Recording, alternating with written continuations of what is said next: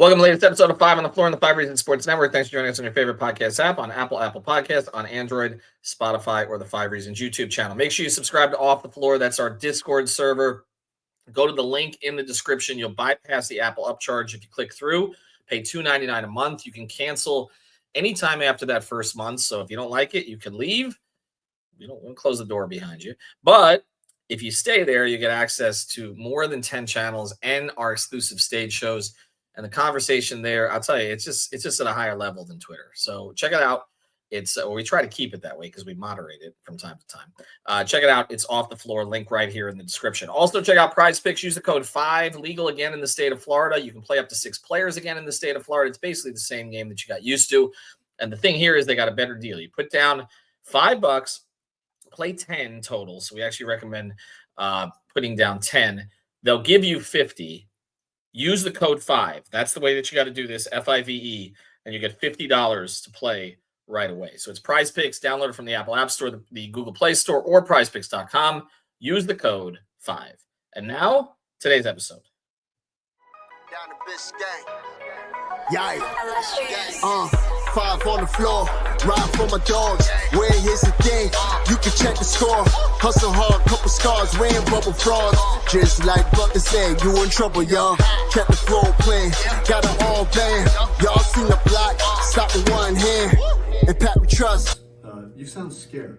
It's power, have the guts. We're here to bring the heat. Y'all can hang it up. Welcome to 5 on the Floor, a daily insider show on the Miami Heat and the NBA, featuring Ethan Skolnick, Greg Sylvander, Alex Toledo, Brady Hawk, and others from the 5 Reasons Sports Network. Also, make sure to subscribe to Off the Floor for the most heat anywhere.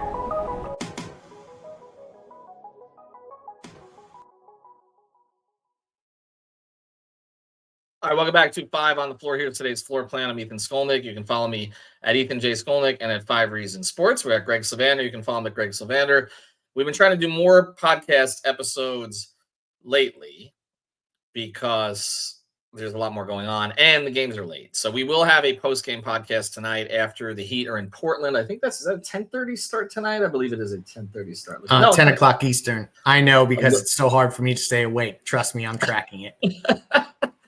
Well, 10 o'clock, so we'll probably have a post-game show around 12:30, and probably Greg will not be part of it. But we'll see. Alex and Brady, it's not past their bedtime, so we probably will get Alex and Brady on there tonight. But there's more news today, and, no news is news these days because we're just filling gaps here, and more people are weighing in on the Jimmy Butler situation. So that's kind of where we want to go with this. We're going to start with what I think is the most important of all the comments that's been made by any of the former players who either are appearing on radio, hosting their own podcasts, appearing on podcasts. Everybody's got a podcast these days. As we know, we appreciate you guys listening to ours. But there's former players who talk about a whole bunch of different things on these podcasts. And the more I listen to some of these, the more I think they should all be like the OG's show, or they're really not worth your time. And by that, I mean this, okay? Before we get to Tim Hardaway's comments, which are the basis for this episode. What the OG show does so well, and trust me, I would have loved to have brought something like that onto our network, okay? I harassed UD to come with us. He did his own thing. Good for him. But what they do is they tell stories, okay, from a player's perspective, which I think has real value, right? Because we can't speak to that stuff. I can't speak to what it's like to be in an NBA locker room as a player, with all the things that go into the relationships, how you have to keep things from the media, how hard it is to play that game at that level, even for the best, and how hard it is just to make the NBA, even for those that are perceived to be the worst. I can't give you the that. Cadence of the conversation is we can't duplicate. Yeah. We can't duplicate. And so I recommend what Mike Miller and UD have done with that show is tremendous, and I enjoy it. No matter who they have on, pretty much it's great. They dig into everything. But what they don't do is they don't talk about things they don't know about, okay? And I say that even though UD is one of the more intelligent people I've met in the league, and Mike Miller is literally a player agent. Okay? He's the agent for Paolo Banchero, okay, among others, right? So he's built a second career in that.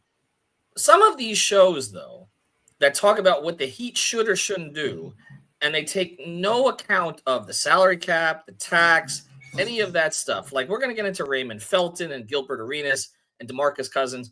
They don't know shit about any of that stuff. By the way, neither does Kendrick Perkins, who literally is on every ESPN program. 99% of the stuff they say that should happen can't even happen logistically. Okay?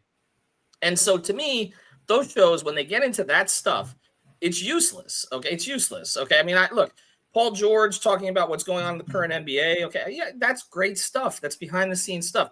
When they talk about ball, okay? When they talk about the personalities, the relationships, and all of that, again, I can't do that. Man, Brady could probably go ball for, well, I don't want to say it like that, but he could probably go X and O for X and O with all of them, okay? And Alex to a certain degree as well. But I can't do it, okay? I can't do it. You can't do it. Most of us can't do that. They can do that, okay? And again, the personality stuff and all that, can't do that either, okay? But we try to put context on things in terms of what can actually happen and what can't actually happen. And that's why, as I listen to, again, we'll get into some of them, but the Feltons, the DeMarcus Cousins, the others who've been on some of those programs, and they're just saying, well, the Heat should just, what was it? Felton said the Heat should just let him go. Let him go where? Let Coach Jimmy Butler go where? Let him go to the mall? Let him go to Domino Parks? It appears that he goes there anyway, regardless of whether it's a game night or not. Like, what are they supposed? I don't understand what that means. Like, contractually, what does that mean? He's under contract in the Miami Heat. So I just want to get that out of the way before we get to some of these other comments, because it's not that I think these player podcasts are useless. They're not. A lot of them are great, but they're getting into things that, just like they say, that us non-NBA players shouldn't talk about the league in certain ways because we didn't play. Well, they shouldn't talk about things they don't read, which is the CBA. Okay. So let's stay in our respective lanes in that regard and try to tell you what exactly can be done and can't be done. All right. Now I'm going to get to Tim Hardaway's comments. By the way, Brady and Alex can both go bar for bar. I don't want Alex to get upset at me. They both can. You and I cannot. Okay. We'll just be clear on that. All right. Here's why I think the Tim Hardaway comments are significant today. There have been some players who have taken Jimmy's side in this situation. And I mentioned a few of them. Felton, Arenas, DeMarcus Cousins. A lot of these players have something in common, which is that they wanted to be with the Heat at some point and were not for one reason or another. Then there's Charles Barkley, who basically called Jimmy out. And we know that Charles is no great fan of the Heat organization in general, or at least he hasn't been over the years. He's been someone that, he has his perspectives. Charles is Charles. He says bombastic things. There's love and respect for Charles. By the way, when I see Charles interact with people, and I've seen this many times, it's hard not to like the man. It really like when I would see him at All-Star walking down the street, shaking hands, signing autographs, he became a big hockey fan. Okay, they has the TNT connection. So he was at the Panthers arena, and literally he knew the security guards' names at the Panthers arena, not the Heat arena. Like, he was like interacting with everybody. Charles, like, for whatever flaws Charles may have, like, Charles is a likable dude. I've seen him in Lake Tahoe, okay, because I went out to the celebrity golf tournament there a couple times. And he literally is just DJing in the middle of the casino. He just decided to start to do it, signing autographs, buying drinks for people. So it's hard for me to say a lot negative about Charles. But I know that he has at times, and he did it with Dwayne, okay, others, particularly during the Big Three era. He has been at odds at times with certain things that the Heat do or certain things that Heat players do, okay? He called out Jimmy. I mean, and we can read the exact comments, but he went after Jimmy on this. And that's one thing. That's a Hall of Famer, okay, who again says controversial things, but does and has had his own history with teams. Remember, he kind of didn't want to be in Philadelphia anymore, right? He ended up for trade to Phoenix. And he's called out Jimmy on this. But Hardaway to me is a whole nother level. Because not only of this is a Hall of Famer, but I think you got to understand the history of this before I read the comments. And I know you are a Tim Hardaway guy. I covered him for his years in Miami. He was he wasn't Zoe. I'll just leave it at that, okay? Like, Zoe parroted everything Pat said. Adversity introduces a man to himself, his speeches, the whole thing. He was like Pat, a disciple, okay, from the beginning. When he talks about it, and I talked to him at the fashion show last year, when he talks about what we built, he's talking about him and Pat, Okay, what they built. They formed this partnership. Obviously, Mickey, brought them together. But it's what they built. They built Heat culture is Zoe. Okay, I understand Udonis took it to this other place for 20 years, but it started with Zoe. Okay, Timmy was Heat culture, but in another way. Like, Tim did not agree with everything Pat said. Trust me on this. Okay, he constantly, under his breath, complained about various things, and sometimes it was not under his breath, and there were just a few things that people know about, which is the 3-to-1 assist to turnover ratio, the fat clause. Remember that one? Okay. Yep. Body fat percentage. Body fat percentage. That's embarrassing. Okay. Because, Tim is not fat. Okay. But they wanted him to be in a certain kind of shape. Okay? Yeah. They're going to check it anyway, but they put it in the contract. It was in the damn contract for him. Okay. So you had that stuff. And then in the last year of Timmy's deal, coming off the 2000 season, right? And I sent this to you guys today because somebody put it under the chat. I forgot about this, but I covered all this. I could have written this, honestly, although I think this was actually Ira, or might have been Barry. I mean, all of us are old as bleep. Tim Hardaway has agreed to a 1-year, this was in the summer of 2000. Tim Hardaway has agreed to a 1-year, $12 million contract with the Miami Heat that will make him the highest paid point guard in the NBA. Times have changed. Unbelievable. It's 25 years ago. Hardaway, a member of the U.S. Olympic basketball team, was mailed his contract in Australia. Hardaway had originally sought a 3-year contract at less money per year. Well, by the way, that's what the Heat kind of wanted to do with Jimmy. But Pat Riley, the Heat's coach and president, said he is no longer offering long-term deals. Just flat out, that philosophy changed, obviously. He gave 7 years. Well, he gave 7 years to Eddie Jones and Brian Grant that summer, actually. But then... But long deals to Dion and JJ too, so it happened more than once. And Bosh and LeBron, right? But yes, okay. But Pat Riley, the Heat's coach and president, said he is no longer offering long-term deals. Hardaway has been injured often the past 2 seasons. Imagine that, somewhat unavailable, right? That came up again this offseason. He was particularly hobbled in successive postseason losses to the New York Knicks. Well, Jimmy didn't even play, right, in the series against the Boston Celtics. Things tend to repeat themselves. I'm providing this context to say Pat Riley's been a hard ass about this shit for a very long time. Okay. And in particular, he was to Tim Hardaway. Okay. Yes, he saved him from being a 3rd string point guard in Golden State, which is what Tim, after blowing out his knees, had become. He was behind Bimbo Coles and I believe in BJ Armstrong. Okay. Not Chicago BJ Armstrong. Golden State, B.J. Armstrong. I bet you don't even remember B.J. played for Golden State. He was behind them. Pat went and got him in a trade, 5 for 5, 5 players for 5 players over 3 teams, brought him in, and Tim became kind of I don't know, was he the fire or the ice with Zoe? But basically, like, he was the engine in a lot of ways. Like on the offense, late in games, it was not like give it to Zoe on the last possession. It was Timmy's show, and so that was. That 96-97 season in particular, I think he finished first team all NBA. I mean, like, that was the banner year, and he was the best point guard in basketball. But him and Gary Payton, I guess, were the 2 guys that I looked at in that time. And that context that you provided, that's what makes the fact that Timmy is so strongly on the Heat side on this. He mentions this 10-page letter that went to the Players Association. I'm really interested to see what comes out about that. Well, Greg, and before you go on, because I want you to continue, I just want to put the clarity on this too, because I should have said at the beginning. Hardaway made these comments on Sirius XM NBA this morning. Okay, so these have been transcribed since by Barry, by others, but go ahead. But I just want to say where Tim said those things. He was a guest.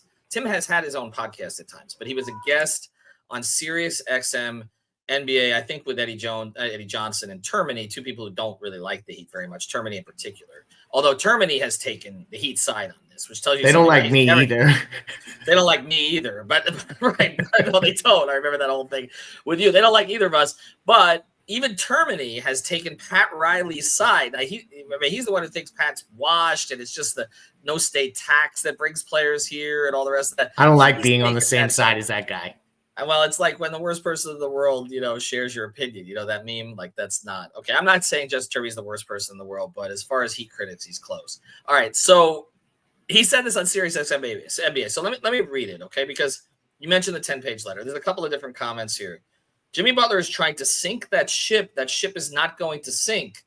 I know Pat gave the Players Association a 10-page letter, and I know he gave them some film to show them why he suspended him. Now, I've been saying over and over that the Heat were prepared for a grievance. They knew one was coming. And to my knowledge, as of the end of last week, it has not been filed yet. Okay. These grievances tend to take a very long time, and most of them are settled before they ever get there. But I said in the process, okay, and if you've been following it off the floor, I've been saying this consistently, in the process of this, stuff was going to start to leak. So the Heat were prepared for the Players Association to back Jimmy on this, and why wouldn't they? I mean, the Heat are taking away $3.5 million. It's just by the 7-game suspension alone, it's a bad precedent for the Players Association if they just allow it. So they have to challenge it regardless of what organization they're going against. But the Heat were prepared for it, and so yes, this 10-page letter. Let me just read the next comment, and Greg, I want you to comment on the comment, okay? Because again, the 10-page, there's a lot of stuff in there. I don't know all of it. I know a little of it. Tim has said, and this was not quoted in this particular thing I'm saying, but Tim has said basically that he got reports that Jimmy, on the night of, which was it, the Atlanta game, when that was the first game he missed when he was sick. I think it was Orlando specifically. Oh, the Orlando game, the first game he missed when he was sick. Okay, right. So so now we're looking at, just to backtrack on this, Jimmy asked out of the game on the 23rd, right? That was the game at home against Brooklyn, right? Yes, a Monday. So that was the game that we saw Jimmy turn his ankle, and then he was sick. And didn't come back. So we were waiting because they had to fly to Orlando, okay? No, actually, I'm sorry. That was OKC in Orlando. Okay, no, we expected, because they played Orlando twice in a week. This was the second game against Orlando. We expected him to show up in Orlando. He did not. And according to Tim, before we get to his next comment, he told Sirius XM, and this is here, look, this is third hand, okay? He's not saying he saw Jimmy there. So we have to clarify on that, to be fair. But he's put it out there now on Sirius XM NBA radio, which is the primary NBA radio affiliate, essentially. Okay, this is, the league is involved with this one. He's putting it out there that Jimmy that night was hanging out with friends at Prime 112, which if you haven't been to Prime 112, it's right there on, all the way down the south side of the beach. Okay, on First, it's the place that, it's the people watching spot in on South Beach. Okay, that basically that he was there. Okay, now, and supposedly at that point, Jimmy was supposed to be really sick. I mean, that's what the Heat were told, which is what they then told me they had to believe, which is why I thought he was going to come. So I said he was really sick, and then I thought he was going to come back energized because that's what they were told. But anyway, that's the game, the Orlando game. You're right. Now let me read the second part of this. It's all about authority saying no to somebody, and these guys can't take rejection. If you can't take rejection because everyone has been saying yes, yes, yes to you, we've talked about the different rules that Jimmy's kind of got to play with, play under as compared to other stars on the Heat. Okay, everybody's been saying yes, yes, yes to you. Now you're upset and the world is coming to an end. Quote, oh, I can't play because he's not giving me the money. End quote. No, go out and damn play, exclamation point. You're under contract. Again, Greg, no one had more battles over contracts with the Heat other than, I guess, late career Dwayne or late than Timmy. You're right. Chicago. Than Timmy. We talked about this all the time. So what do you make of him saying? Because he is not. People are like, oh, he's a company man. No. And I'm not going to accuse anybody else of being a company man. So I'm not going there. But I'm just saying, on the list of company men of the stars who played for the Miami Heat, he ain't on it. He ain't on it. So what do you make of this?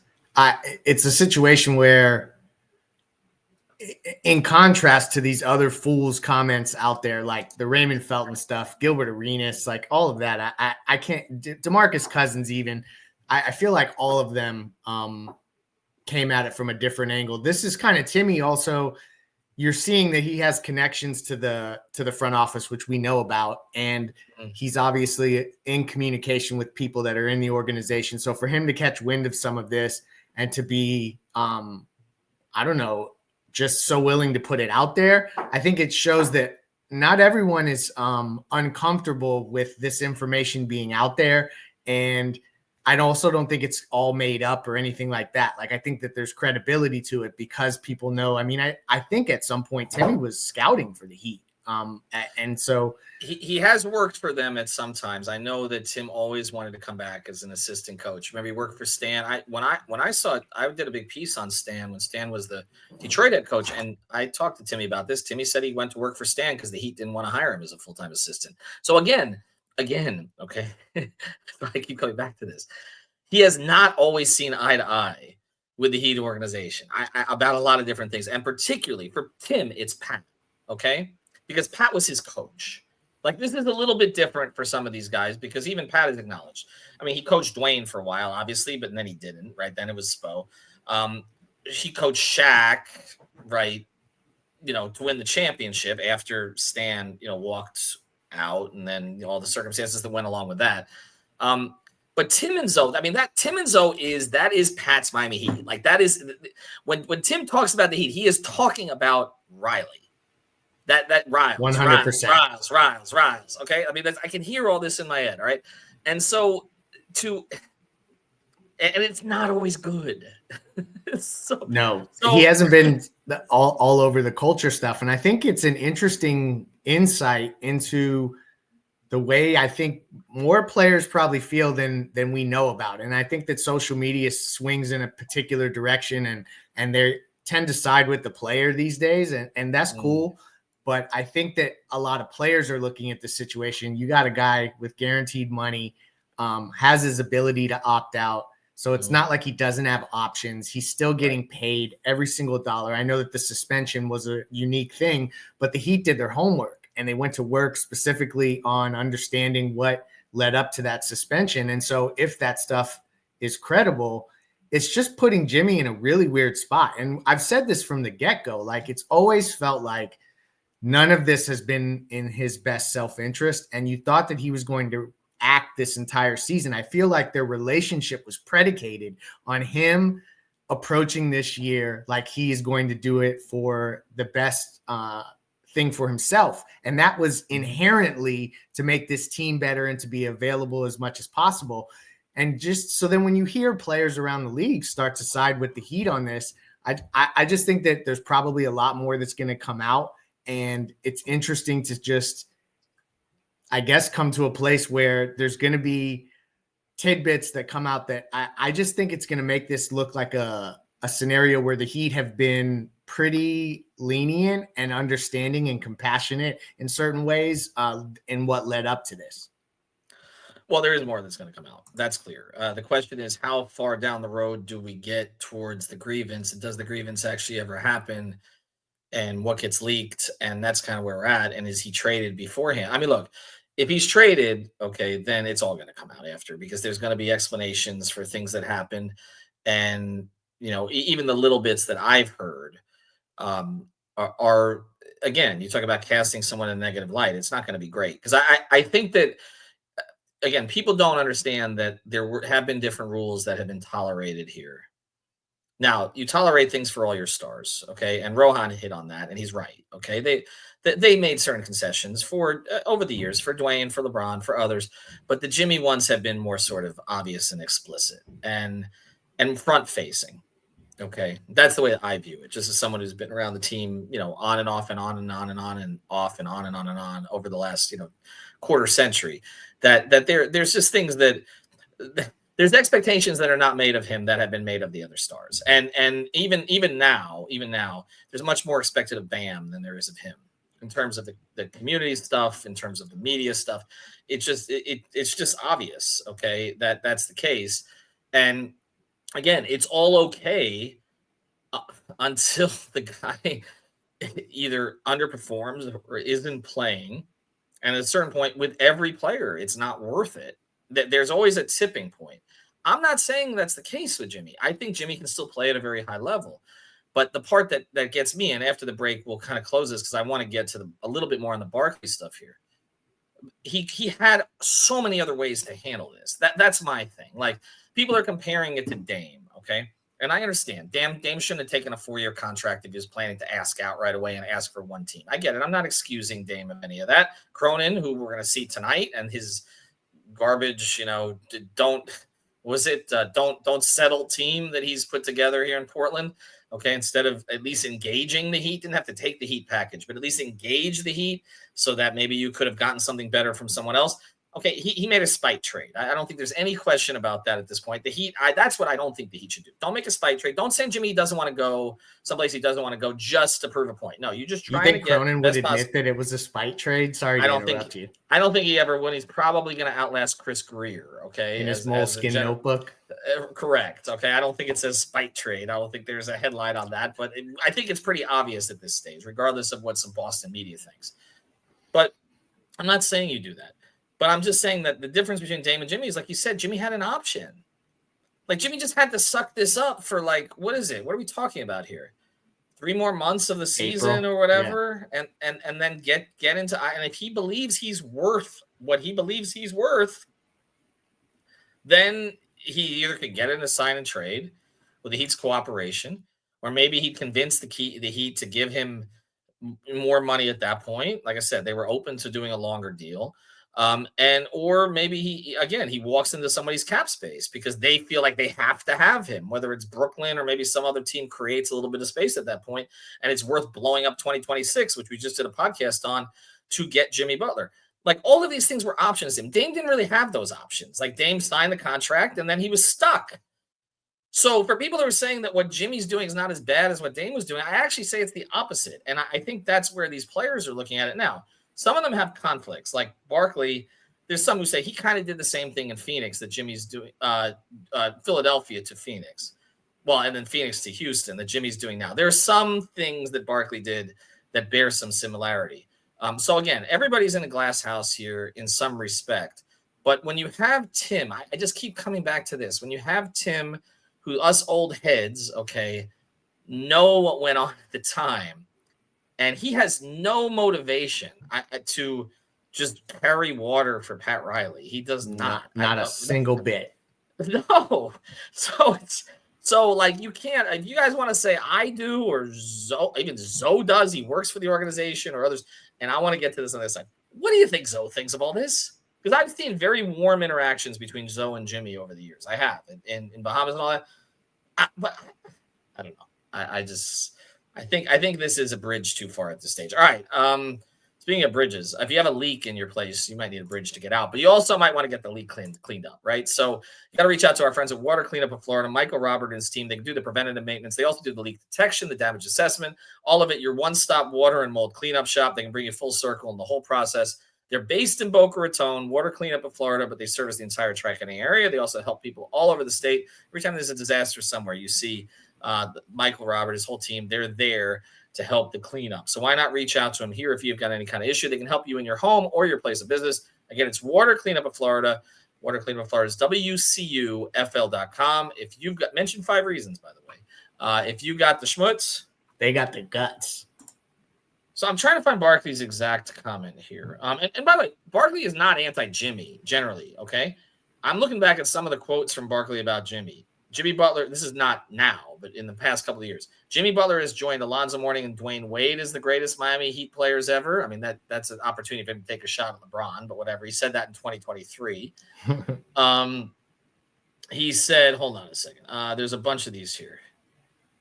He said, Jimmy Butler this was all-star all the way back in 2020 when he was 4th in front court fan voting. Jimmy Butler should be starting over anybody. 2023, Barkley called Jimmy Butler's show in Game 4. I'm assuming this is the Milwaukee game, right? The best performance I've seen since I've been on television. Not an anti-Jimmy Butler person, generally. That had to be after the Milwaukee game, right? I think so, because it was April 25th, 2023. So, yes, I believe that's the case. Okay, so the 56-point game. But here's what he says now. We've all been fairly compensated in our career, all of us. The notion that you're past your prime, they got to keep paying you top dollar. I don't think that's right. How about Carmelo Anthony when he said that's a sick situation because players don't do that to Pat? That's real shit. It just doesn't happen. So for somebody like Jimmy who's super strong-willed, it's got to be something seriously happening to Jimmy, either mentally, internally, he's dealing with something. That's Carmelo Anthony. Well, there's been some things that have made it out into the media the past couple of days. I'm not going to get into those. We won't I don't on that stuff. We won't do that stuff. But I'm just saying that there's a lot to this. Okay, for sure. But ultimately, it's about one thing. All right. We can talk about respect. We can talk about other personal issues, whatever. This was about money. And he felt that he should be paid based on what he's done and what he believes he can do. The Heat were simply saying, okay, we're open, but play out the season. Let's see you be more available. We don't want to have to get out of the mud in April, right? We don't want to be in the play-in. We don't want you to have to save us. Let's try to build it. Now, the Jimmy backers are going to say, well, they should have put a better team around him. Again, we've had those discussions. Yeah. We've talked about the Dame trade so much and how that fractured so many things. I mean, come on. Yeah. And the Rozier trade. Okay, I'm not going to again say that they've given him the best. They've not given him the this is not the 96 Bulls or anything. Like, I understand. Okay, like there are deficiencies on this team for sure. Okay, and there's different timelines. There's players who may become really good players in the league. We're starting to see signs of it with the Jovic or Jaquez, or players who just took a long time to get to this level when the Heat believed they could get there, but we didn't know when. And that's like Tyler is the best example of that. Okay. And then there's Bam, who does a lot of really good things, but we've discussed the inconsistencies that have been here in terms of his offensive development and aggression. So for those who defend Jimmy on that stuff, okay. I mean, I understand that perspective, but again, he's under contract for the rest of this year. They were open to evaluating it after this year. Just get to the finish line, and then if they don't give you what you want, it's on them. It's on them, okay? If he had a great season, carried them, all right? They fell short, but not because of him. And the Heat decided, we're still not interested in it. I'm telling you, my perspective on this would be very different. And I think a lot of people's would be. It would be like, you know what? Reward the guy, okay? Trust the guy. Okay, I was not against Jimmy Butler finishing his career in Miami, whatever the issues may be off the court. Okay, that guy has dragged them to 2 finals. I understand that, but it's past tense. Dragged them. And now it's felt like they had to drag him to be on the court. And that's not a place any organization wants to be in. That's not because Pat's old. It's just any organization would feel that way. There's availability issues. Look, the Dolphins, and I feel it's total excuse making with them because they made these decisions. They always make these decisions. But now they're like blaming Tua's availability for not making the playoffs. Okay, well, you knew with Tua. Like, I mean, I'm a Tua backer, but you knew that him playing 17 games last year was not going to happen again. So, okay, yes, sometimes he dives head first. They finally also admitted that maybe they should be a little concerned about the offensive line a year late. But anyway, right. I digress. Right. You guys are more worried about this than we are. But again, where are they, right?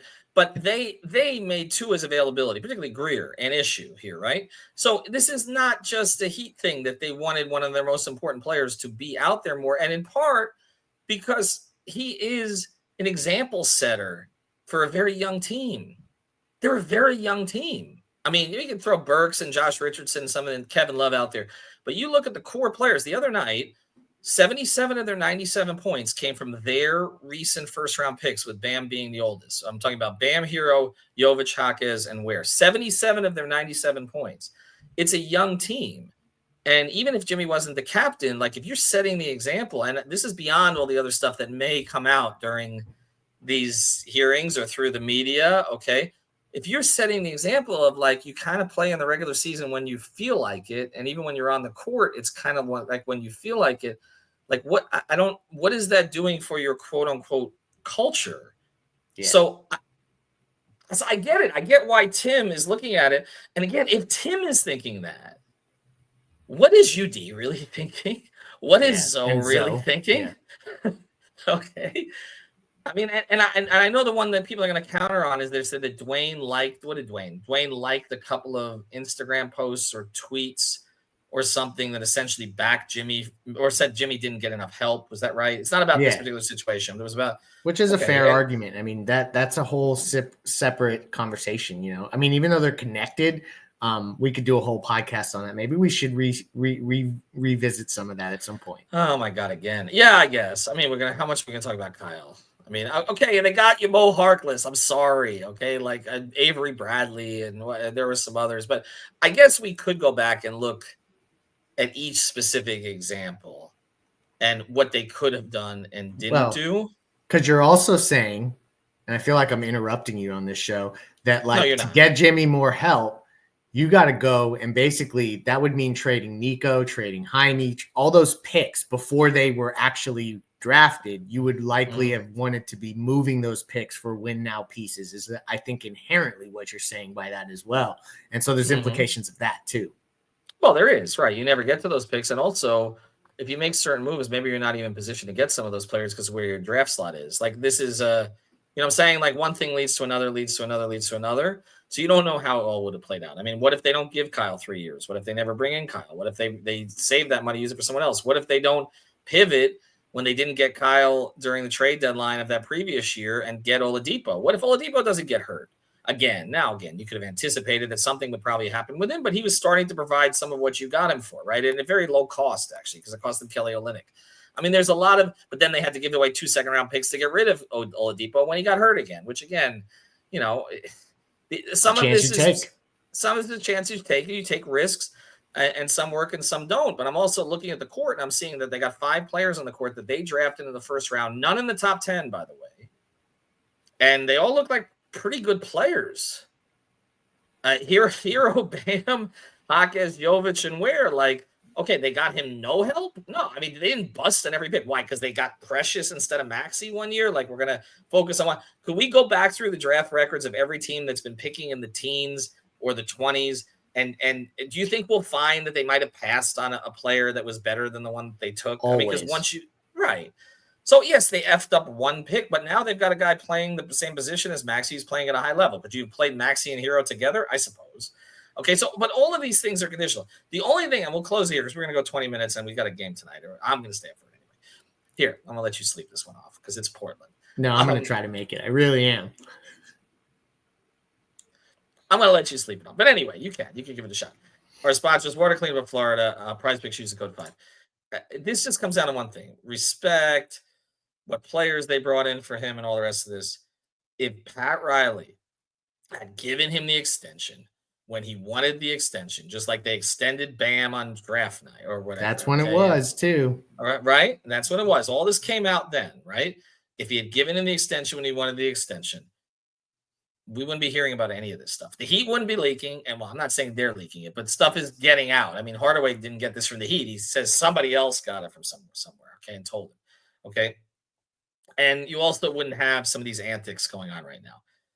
He might not be playing 75 games like they wanted him to, which was the risk that you took. Just like when you extended Tua, you ran a risk that he would get hurt again. They gave him the extension. They gave Tyreek Hill, not new money, but they extended Tyreek Hill. Now look how that looks. Every decision has consequences. There are pluses and minuses to both sides. But if they had simply given him the money, Greg, we wouldn't be hearing about any of this. So that, and I think that's what guys like Hardaway and Barkley are seeing through. And by the way, the only guys who are commenting on this who seem to be on the Heat side are the Hall of Famers. Carmelo, Hardaway, and Barkley. And by the way, Shaq was kind of non-committal down the middle. We know he has had his own issues with Pat. But Raymond Felton, Gilbert Arenas, and those guys are not on the same level, just straight up. Raymond Felton is not Tim Hardaway, okay? And the DeMarcus Cousins is not Charles, right? So, although, good player in his day.